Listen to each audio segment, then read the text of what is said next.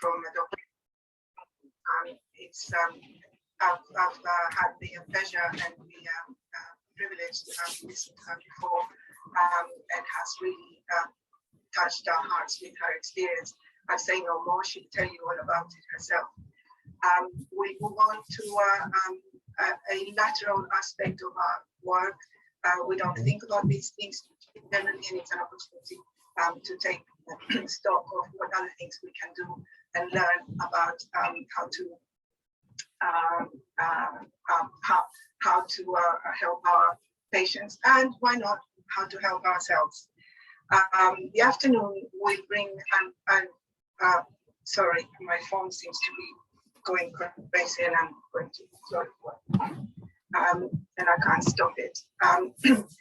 The afternoon will be filled with aspects of our work which we don't usually think about, and it will be hopefully a relaxing and a good learning experience for us.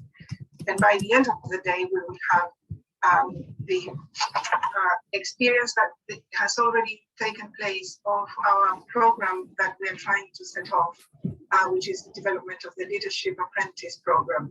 So for all of you who may or may not be interested, it would be interesting to hear what our colleagues have to say in the different trusts. They are leading on this, and they are coming kindly to tell us about it.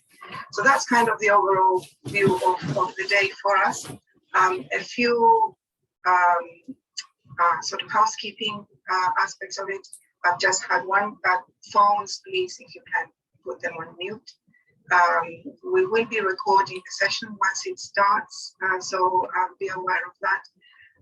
The idea is that we can listen to it afterwards if you want to come back to it, or for those who couldn't make it today. And please use the chat for questions or comments. That would be very welcome. The speakers will allow for time for questions and answers at the end of their talk, and we will be strictly keeping to times. So those are kind of the general aspects of it. And now I'm going to tell you a little bit about what we have done, just to keep you in the loop, and so you know what we've been up to. So if I just focus on the time of the pandemic, which has given us quite a lot of headaches in terms of how to look after ourselves, how to look after our patients, and how to look after our place of work. We have not been immune to that, and we've had to do all our work and our initiatives remotely. We have worked with the steering group, a group of doctors, specialist doctors, who have kindly stepped forward to help me out with the planning and development of our educational program. We meet monthly, and it is with their help that these initiatives come up and can take place. The beginning of the pandemic saw us with webinars that took place on a quarterly basis. They were interesting themes that we came up with, and from there we saw there was an appetite for further meetings and education. So we moved on to monthly meetings, which is what we've been having this year. We hope to continue with them, and we welcome suggestions, and we welcome all ideas as well to conduct them. And we also welcome anyone who is interested in joining our steering group. That group meets, as I said, monthly, and we enjoy ourselves. We have nice chats apart from preparing and planning what is going to be our next step. We do need, of course, a commitment. If people decide to join, it's good that you keep coming, but you're also welcome to just come and have a look. This is our second conference.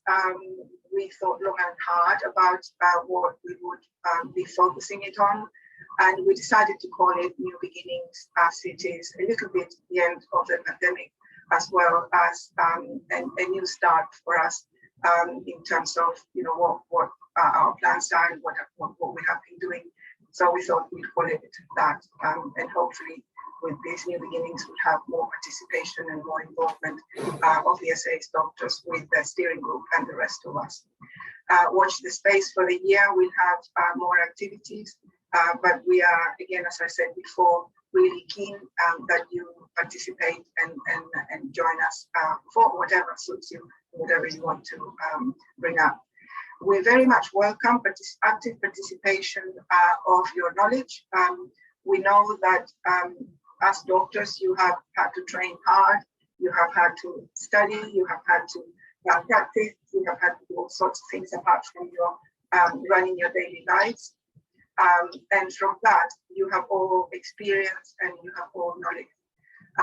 We would like to count on that and ask you to share it with us and with the rest of the SAS doctors. So we are extending an open invitation for anyone who would like to tell us about what they know and about their practice. And join us in our monthly seminars. We have today one of our SAS doctors is going to give us a talk this afternoon, and later on in the year we've got another SAS doctor telling us about his experience in sex education and mental health.